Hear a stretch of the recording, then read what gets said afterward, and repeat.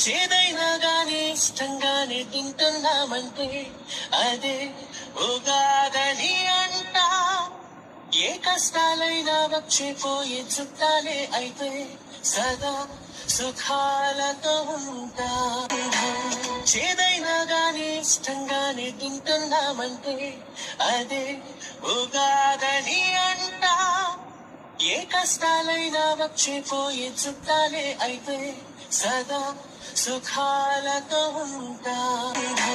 చేదైనా గాని ఇష్టంగానే తింటున్నామంటే అదే ఉగాదని అంటా. ఏ కష్టాలైనా వచ్చిపోయే చుట్టాలే అయితే సదా సుఖాలతో ఉంటా. చేదైనా గాని ఇష్టంగానే తింటున్నామంటే అదే ఉగాదని అంటా. ఏ కష్టాలైనా